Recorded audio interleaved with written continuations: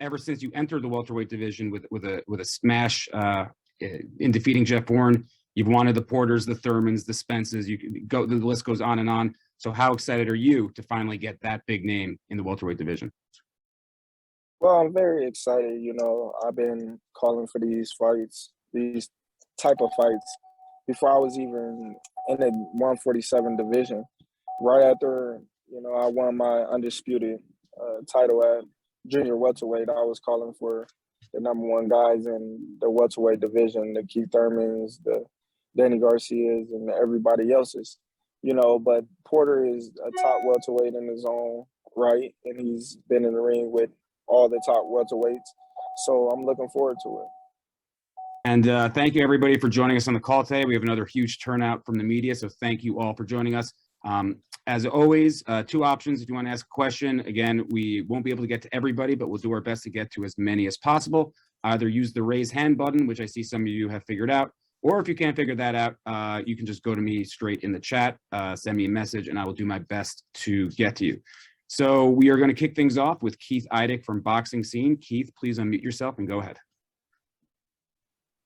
Hey, Terence. When we had Shawn on the call on Wednesday, he said that he thought that Jose Benavidez gave you the most difficult fight. Maybe not that the scores were close or anything, but just from a subtle standpoint, maybe some nuances that, maybe people wouldn't pick up on. I'm just wondering, from your perspective, who do you think has given you the most difficult fight of your career, either in the welterweight division or any other division?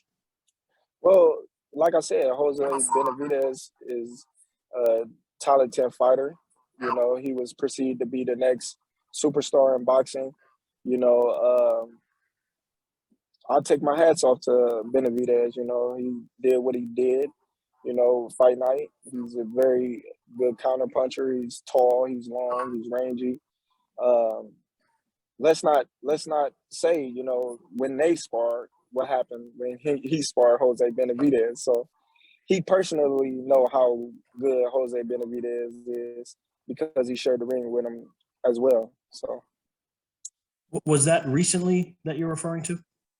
No, not recently. I don't know if they've sparred recently. I'm just saying, in the past they sparred. So, he knows. Okay. Terence, just one other question for you. Obviously, Kyron Davis was one of your main sparring partners for this fight, and he has a huge fight on short notice tomorrow night against David Benavidez. I'm just wondering what your perspective is on his chances in that fight. Well, I just wish him the best. Hope he go out there and do what he intends to do, and may the best man win.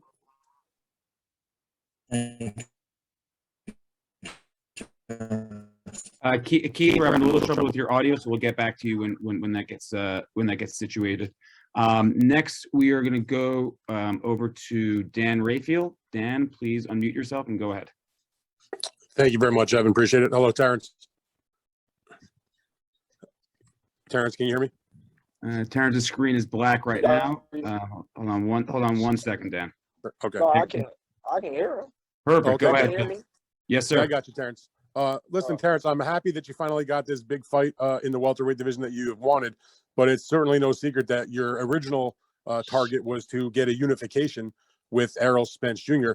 You have this fight now, of course, but can you speak to if there's any disappointment in not getting Errol Spence, at least not yet, and is it something that you would still strive for in the future? Well, listen, man, I've been calling for that fight for a long time now. That fight is behind me, and the only fight that I'm focused and worried about is Shawn Porter. All them other fights can come in the near future if the opportunity presents itself. Okay. So when you look at Porter, it seems to me anyway, like maybe he doesn't do anything great, but he really pretty much does everything very well. When you break down the videos of him or you watch him or you talk to Bomac about him, what are the things that you talk about as far as believing that are the best attributes that Shawn Porter brings to this fight that you have to neutralize? Well, nothing really. We already know what Shawn Porter brings to the table, so we never have them type of conversations. We just prepare for what I need to sharpen up. So when Shawn Porter does what he does, we we ready, and we willing to walk through fire to get that victory.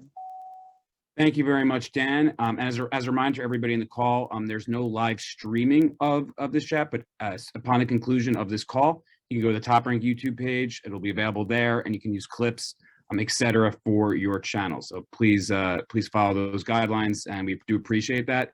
And next, we're going to go to ESPN.com's Ben Baby. All from Bengals coverage today. Thank you, Ben, for joining us. I appreciate that. Hopefully, for our sake, Terrence will do much better than the Cincinnati Bengals have of late. Ben, please go ahead and unmute yourself. I appreciate that. Yeah, I don't think Terrence is wanting that bad juju on him. But real quick here, when you look at what Shawn's done throughout his career, kind of how he's kind of went about his matchmaking, what kind of jumps out at you the most when you look at kind of the opponents he's chosen to face over the years? Well, he faces everybody. Shawn Porter is a no pick'em type of fighter. He'll fight anybody, and it's been proven that he'll fight anybody. That's pretty much, how you sums up who he's been fighting, because he's been fighting all the top welterweights in the division. How much of an asset is that to you as you're kind of figuring out where you're going in your next step in your career? The fact that you're facing a guy who has, that lengthy of a resume and has been in with a lot of top guys, and how much of that was the thought process when you decided to make this fight? Well, it never really was a thought process, because, like I said, I've been calling for all these top welterweights since I came in the division. There was nothing really I could do, so I just had to buy my time, be patient, and now we here, and Shawn Porter is the one standing in front of me, and this is the fight that we're going to have next week, November 20th. Awesome. Thanks, Terrence. Thank you, Ben. Sure. And next we go to Adrian Romero. Adrian Romero, please click the unmute button and go ahead. Hi, Terrence. How you doing? What's up? So you have been undefeated thus far in your career. So simple question, what do you want your legacy to be? Well, I just want to be remembered as one of the great, fighters that's put on the gloves. I want to be remembered for my skills, my ability to adapt to any opponent in the fashion that, that I've been winning.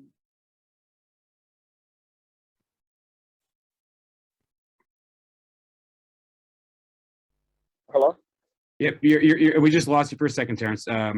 You're talking about legacy and winning in the fashion you've been winning, and that's when you cut off.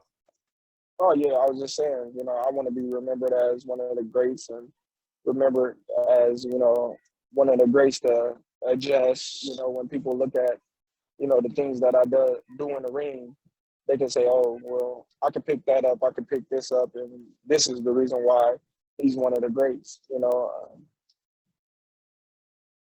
Thank you very much. And now we go to Cole Whiston. Cole, please unmute yourself. Guys, thank you from Boxing World Weekly. Terrence, Porter said his legacy is on the line in this fight. Now, obviously, yours is pretty cemented and already done with, but your welterweight legacy is the one that gets criticized. Do you think if you lose this fight, that the same goes for you? No, not at all. Not at all. Shawn Porter is a tremendous talent, but ain't no ifs. I'm not going to lose this fight. I'm going in this fight, and I'm going to win this fight. And, if so happens, it's already crazy.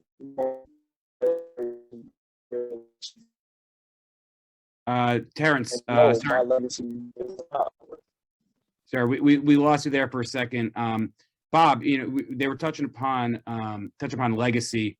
Terrence was touching upon legacy. I mean, what for Terrence's sake, when he wins this fight, or if he wins this fight, how does that enhance his legacy, and what do you how do you sort of put him in there with all the great welterweights that you've promoted up in the 80s with the Four Kings, through the 90s and early 2000s with guys like Oscar? Well, the welterweight division has always been a division populated with great fighters. There was Leonard, Hearns, Duran, Donald Curry was a great welterweight in his time. There's just been so many, Oscar, Trinidad. Terence would have been competitive with all of them, really would. He's a tremendous boxer puncher. He has the skills set that they all had. And it is what it is, because you cannot pick the era that you're fighting in. You're born at a certain time. You start fighting professionally at a certain time. But for this era, clearly, Terence Crawford, in my mind, is heads and shoulders above any other fighters in his division, below, or maybe also above.